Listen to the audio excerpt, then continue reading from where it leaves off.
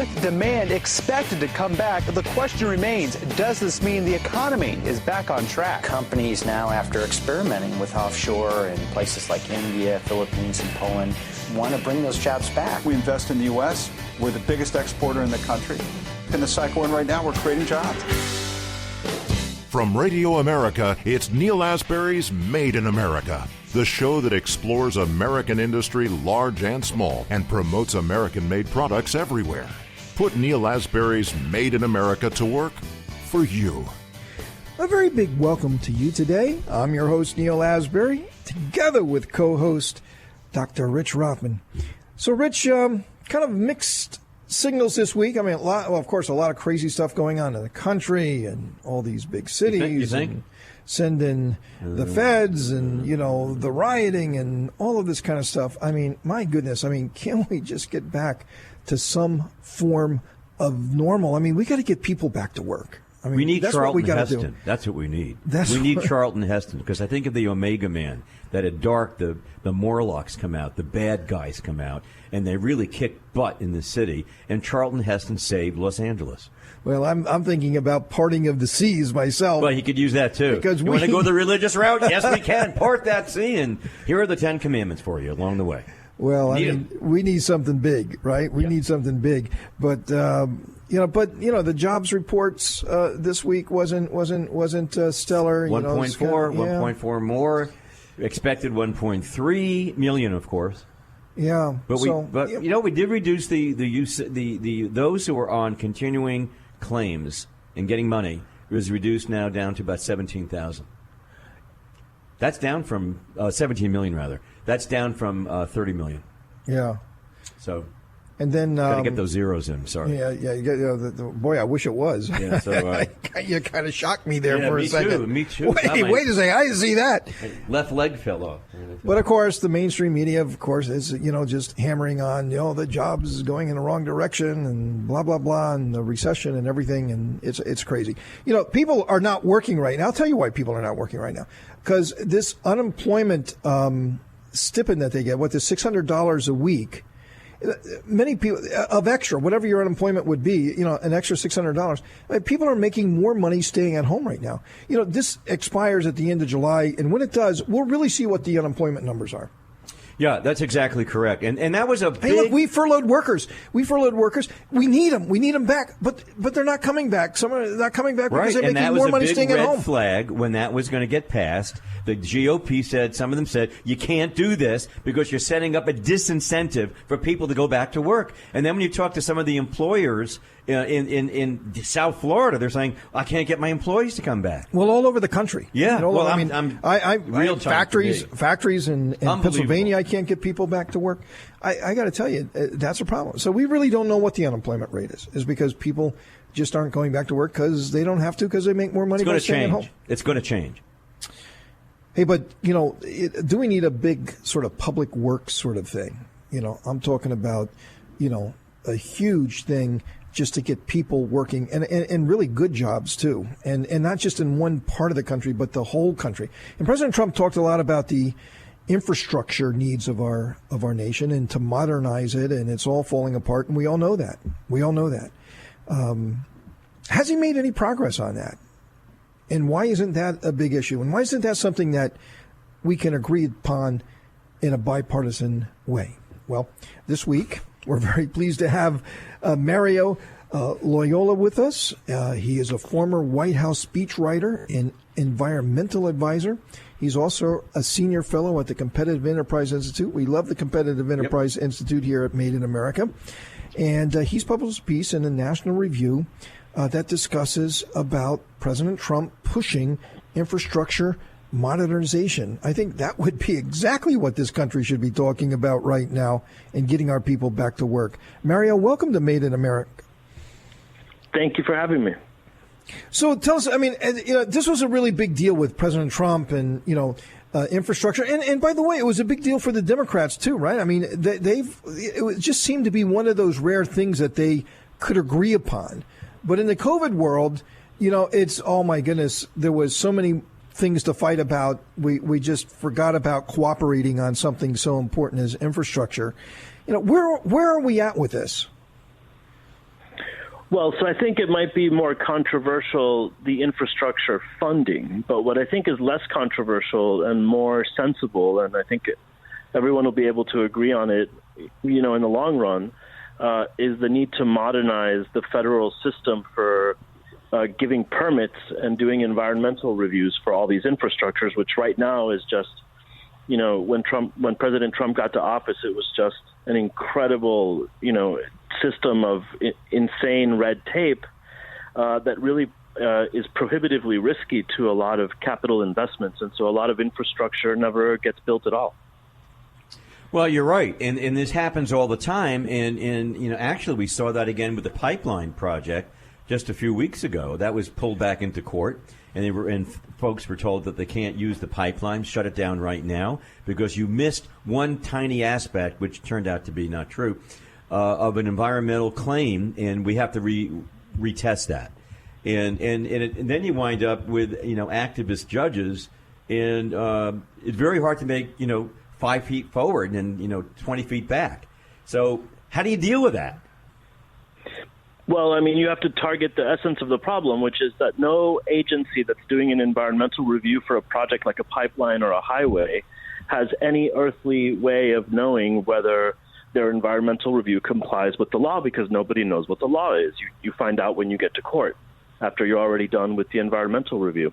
And then the court tells you what you have to go back and fix. So it's basically a system of court-managed environmental reviews after the agency has already taken, 4.7 years is the average for infrastructure projects. And so the White House Council on Environmental Quality took on a major project of reforming the system of environmental reviews and hopefully has made the law that applies to these big infrastructure projects a lot clearer so that both agencies and private investors, big American companies that want to build that shiny new infrastructure can know what the law actually requires, and so that they can get it done much more quickly with much lower risk and at much less cost to the agencies.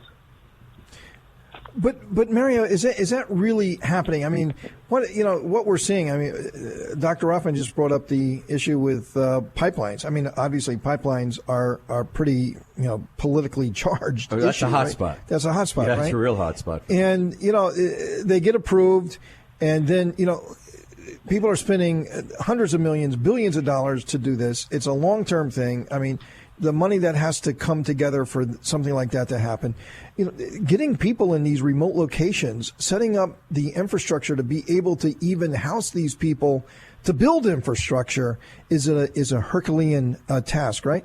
So why would anybody in their minds do anything like that? Because someone who opposes it, they just go to a friendly judge somewhere, and obviously they study that very well. They know exactly what court to take it to. Sure, 9th District. And they know that they have a 9 in 10 chance of getting the judge that they want. They say that there's something that they don't like about this. There's something who knows what they come up with, but they come up with something, and they shut it down. They shut it down. Worse, they try to shut down the company in the cancel culture today. It's not just shutting down the vertical of just that project. They go after anyone associated with it. It's a pretty vicious cycle. So why would anyone in this country want to do anything and build anything if that's what you're confronted with?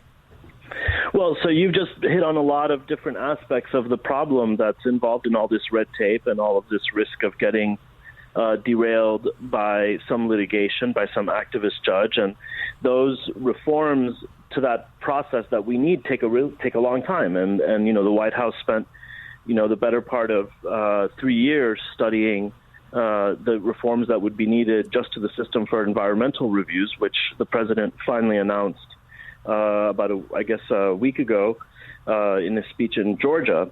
But look, the last administration was perceived by many in the business community as being anti-business. So that really heightened the risk of any kind of capital investment, even in studying a project, which, by the way, most Americans don't realize that these technical studies and environmental reviews can often cost more than the actual cost of constructing the project, incredibly enough.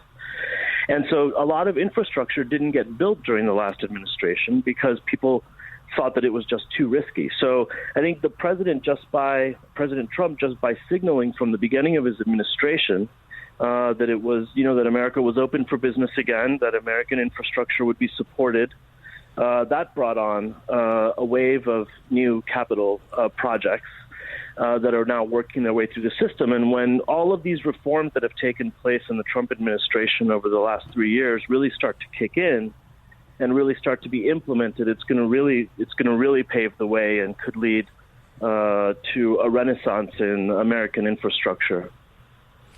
But is that, what President Trump did? I mean, can it be unraveled? Like, is it bulletproof? Well, it's not bulletproof. It could be unraveled if, for example, the other party wins the next election. But here's the thing. Everybody benefits from these reforms. I mean, this isn't like I said, it's not like the more controversial spending on government-funded infrastructure. This is privately funded infrastructure. And a lot of these infrastructures are solar projects, renewable energy projects that are made possible by tax credits and other programs that were very important to the last administration. And so we've got constituencies on both sides of the aisle that are already benefiting from being able to get their projects through more easily and with lower risk. And so I think that once those constituencies make their opinions known and tell their representatives in the administration and in Congress how valuable these reforms are to them, I think it's very unlikely that the reforms that President Trump has done to the actual process will be unraveled. Hey, folks, we're together with Mario Loyola. He is a former White House speechwriter and environmental advisor. He's also a senior fellow at the Competitive Enterprise Institute. We're talking about our infrastructure. We're talking about environmental issues, lots of very important things that impact your job. Stay with us. Made in America.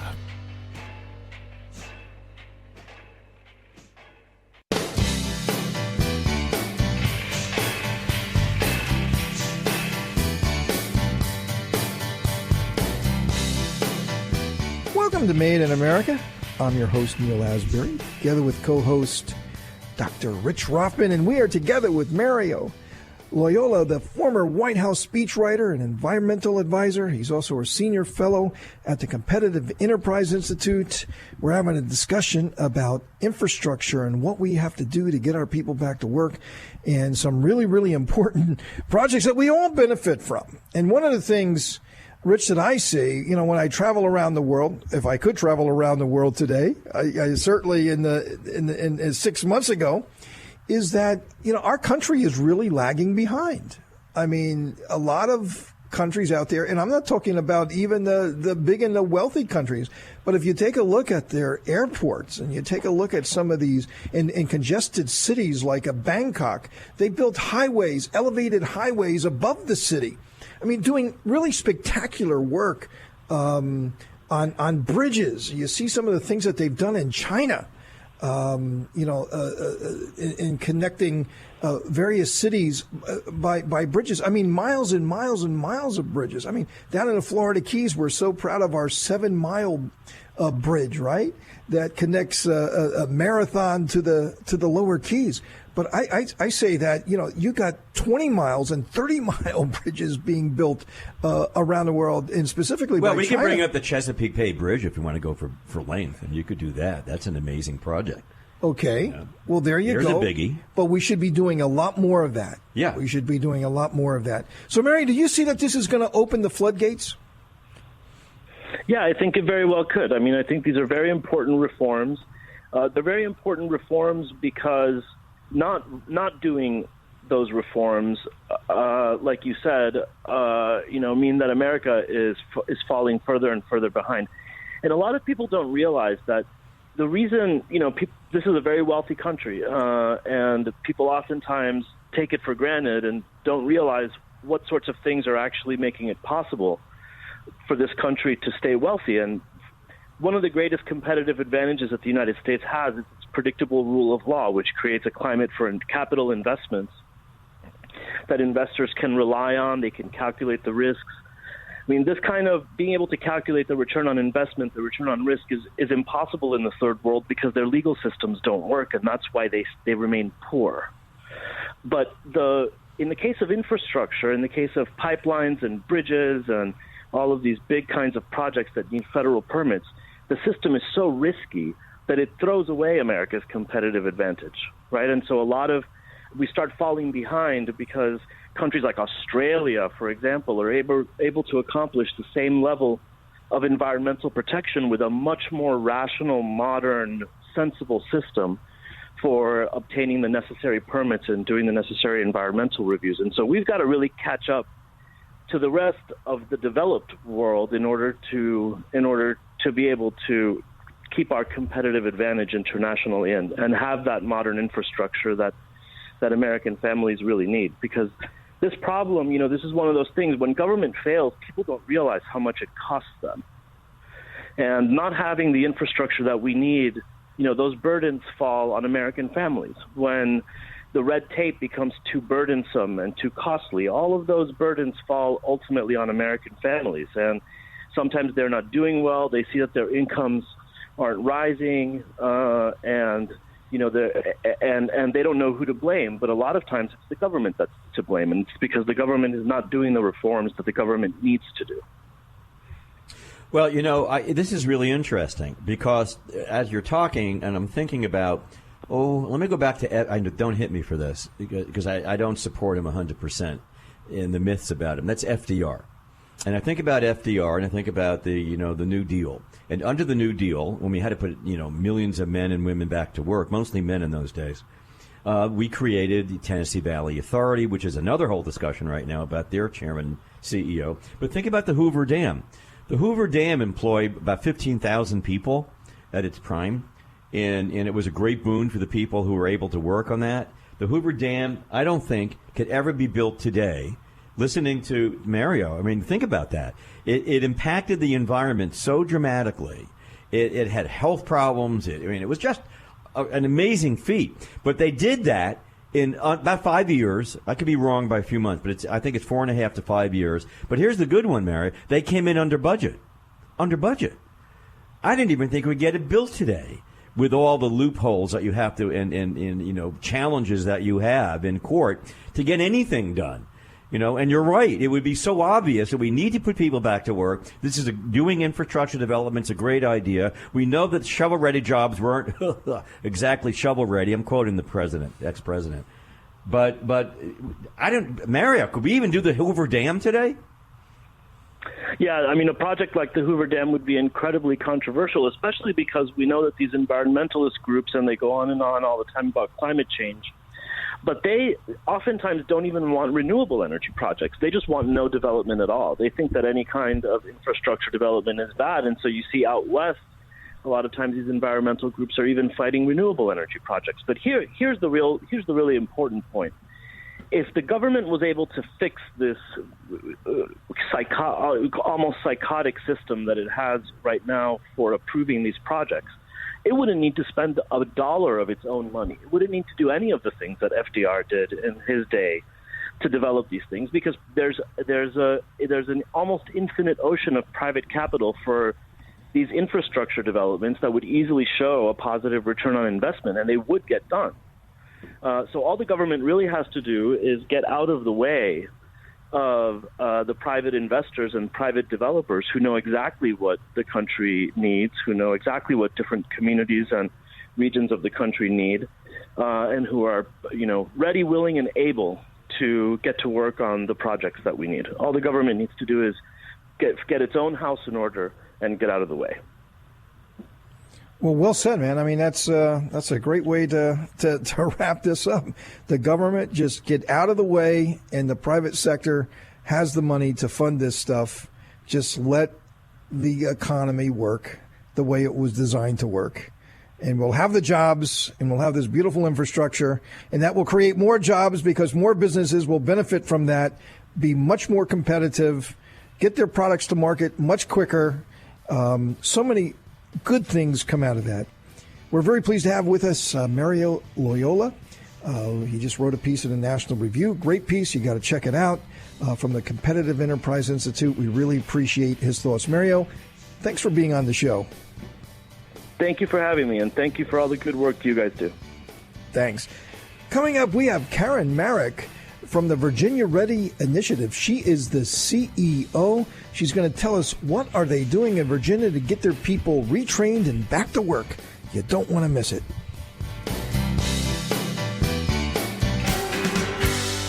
Made in America.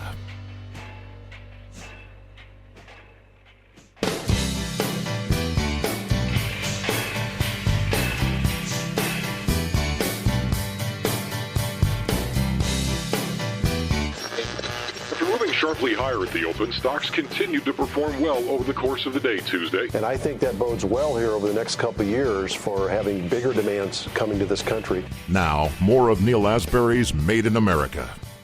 Welcome to Made in America. I'm your host, Neil Asbury, together with co-host Dr. Rich Rothman. So, Rich, I really enjoyed our segment last week with Colonel Bob Morris of Helping the Heroes.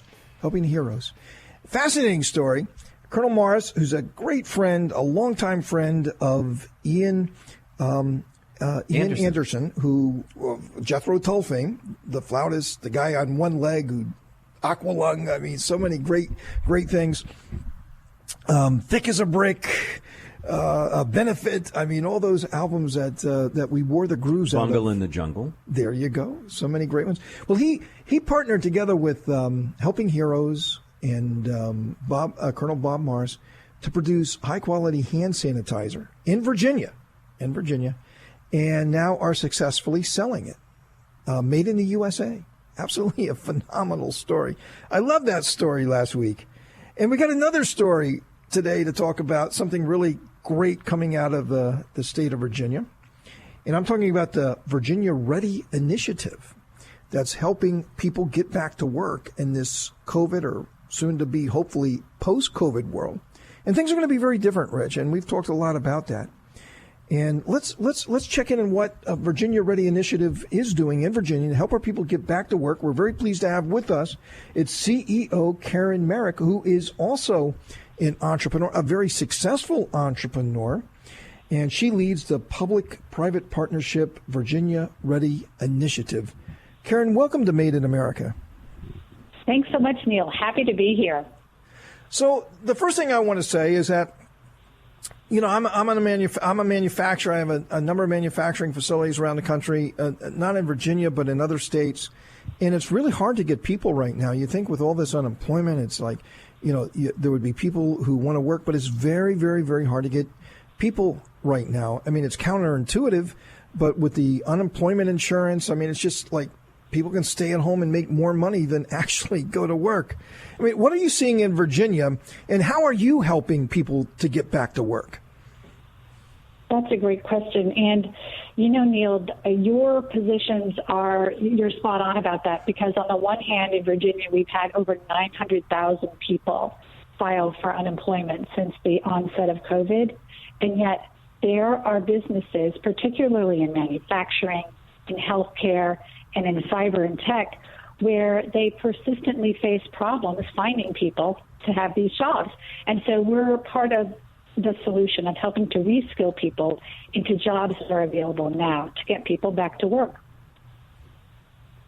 Well, this is terrific. You know, I find, I'm looking at the numbers, and apparently Virginia lost about 875,000 jobs, which is a lot of jobs for Virginia.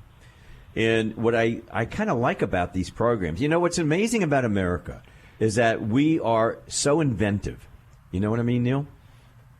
And when we have to create something to fill a gap or get us back on track, one of the things that's uniquely American is that we do that. I mean, you know, necessity is the mother of invention.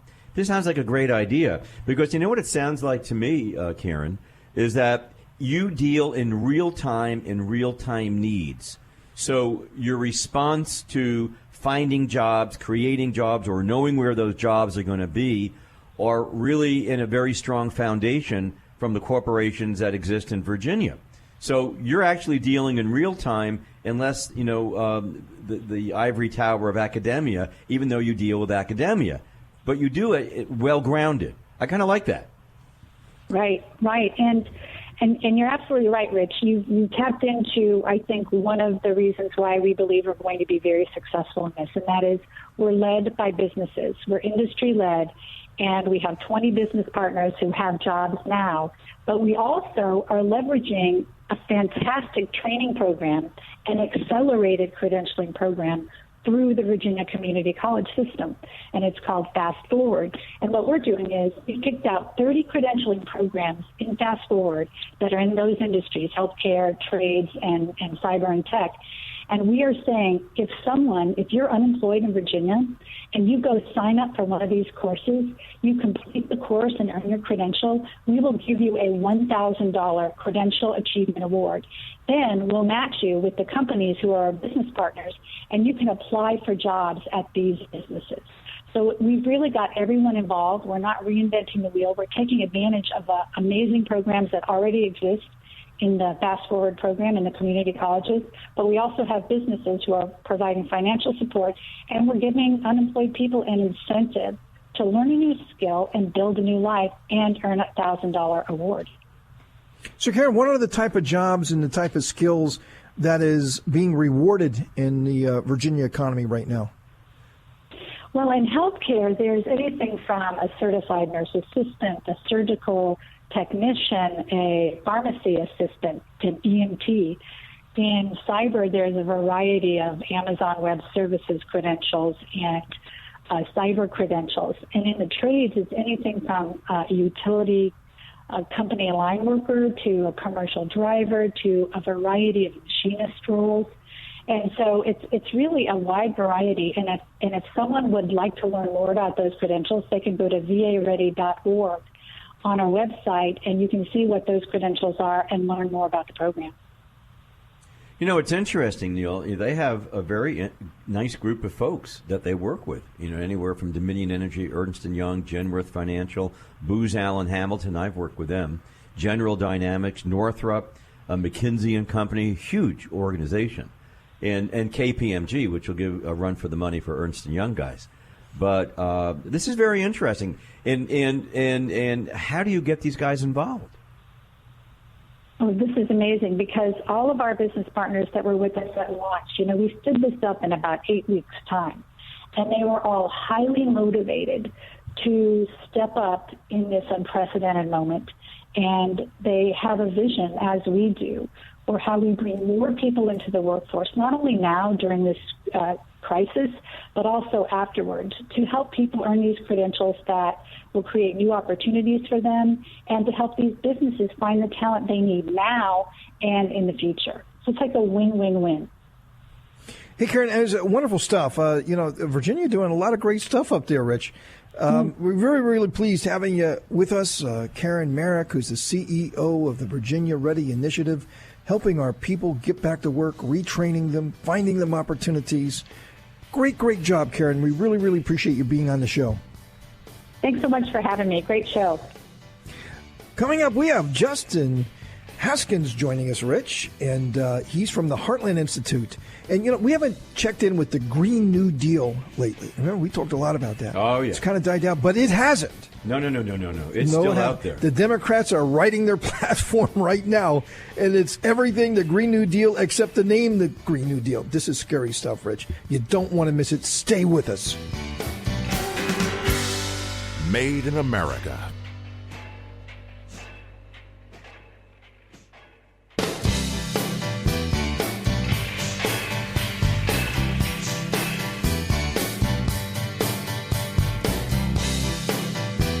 Welcome to Made in America.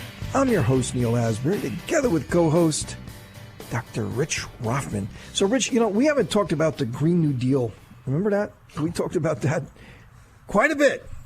And it's just been kind of pushed off the papers and the media that we read. There's probably a reason for that. It is a really good reason for that. And, well, there's a lot of good reasons for that. Out of sight, out of mind, and they can retool.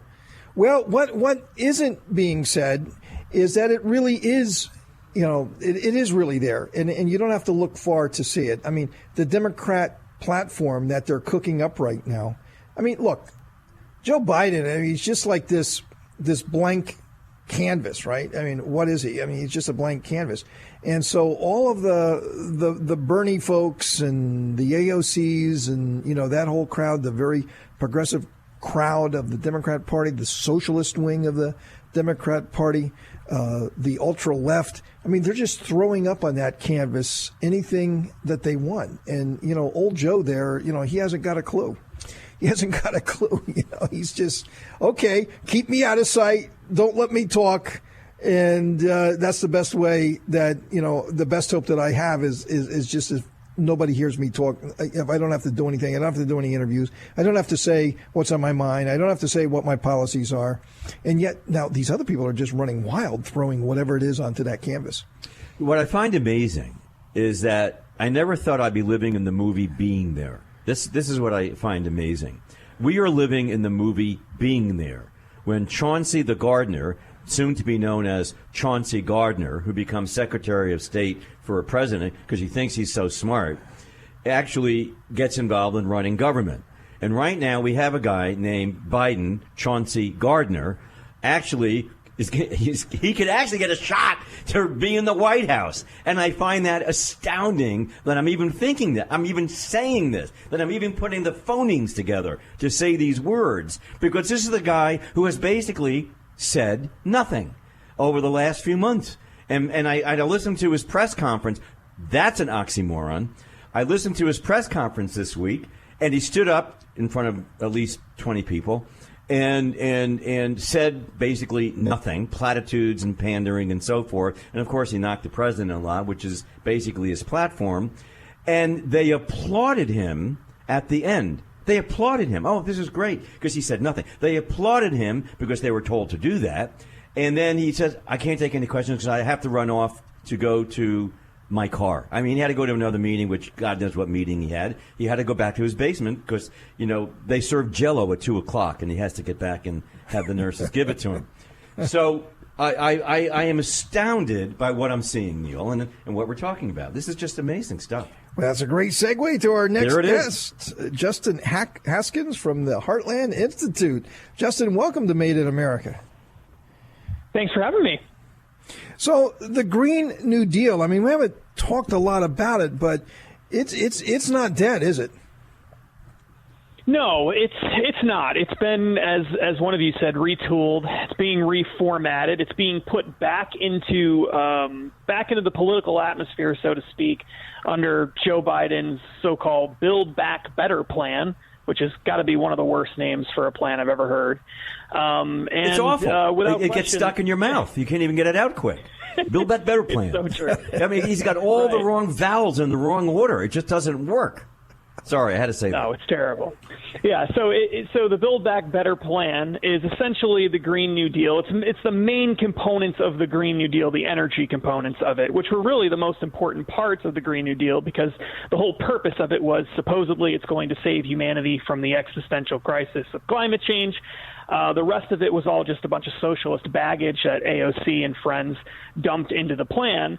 And it's not surprising that this sort of Green New Deal light is coming back, is making a resurgence, considering that the people writing Joe Biden's climate platform are many of the same people who were the biggest advocates for the Green New Deal a year or two ago when that really first made headway. I mean, Alexandria Ocasio-Cortez is the co-chair of the Bernie Sanders, Joe Biden Unity Task Force.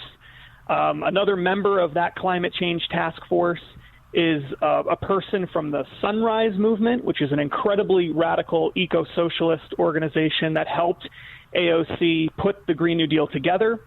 So it's not a surprise that this is making a resurgence. And as you pointed out, Joe Biden is just a blank canvas on which the socialist wing of the party is going to paint, and they're going to push him in whatever direction they want to go, because he desperately needs them in order to have any chance at all of winning. At least that's what he believes, and that's what he's been told to believe. And I think that's why we're seeing this radical move to the left over the past couple of months, even though you would think Joe Biden would be moving toward the center.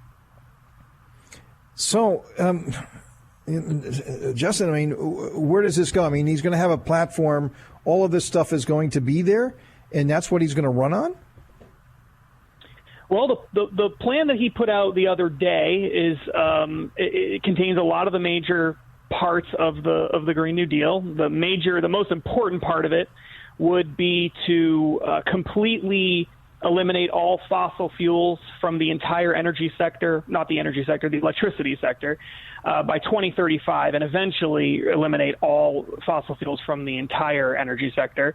So that means that all of your electricity by 2035 is supposedly going to come from wind and solar, which only amount to about 4 or 5% of your energy right now.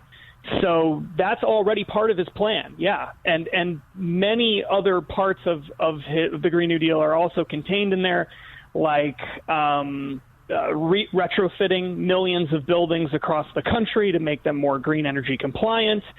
He's got a provision in there that says that he's going to force all school buses across the country to become electric school buses, which is pretty insane.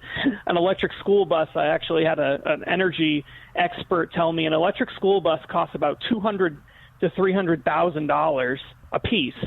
So you can imagine what that's going to be like, replacing all of those. The list goes on and on and on. The point is, they want to run the entire country on wind and solar energy, or mostly on wind and solar energy, which would absolutely decimate the economy, destroy millions of jobs, ship them overseas, dramatically increase the cost of energy across the country.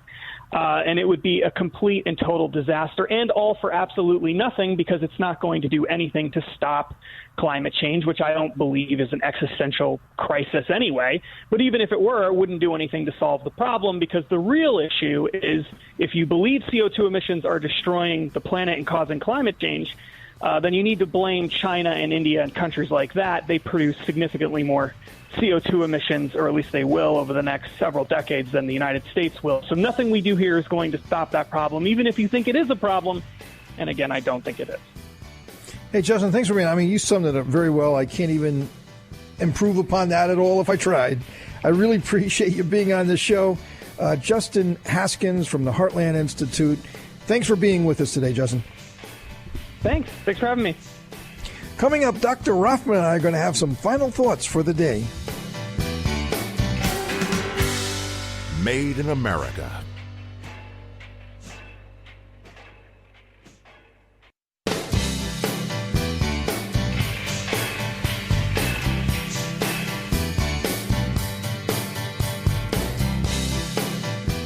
Welcome to Made in America. I'm your host, Neil Asbury, together with co-host Dr. Rich Ruffin. Rich, I just got to follow up on that topic that we just had about the blank canvas, right? Joe Biden, the blank canvas. And, I'm just really concerned, what's happening. I mean, Bernie's being very quiet right now, right? Bernie and the Bernie bros and that whole Bernie thing, the Bernie machine, I mean, they're very quiet. You know why? Because they're getting their way. That's right. And Joe was, he was this centrist, moderate. Oh, he's the moderate candidate. They kept on saying the moderate candidate.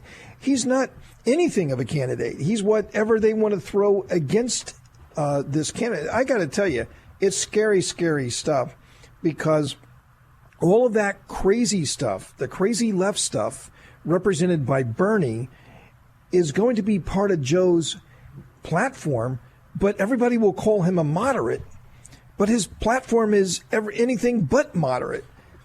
I mean, it's the switch and bait maneuver going on right here under our nose, and they keep him completely out of the media, so he can't even take questions. And the questions that he does get is all these softballs, as you say, and there's no follow up. So he makes his departure, he makes his comments.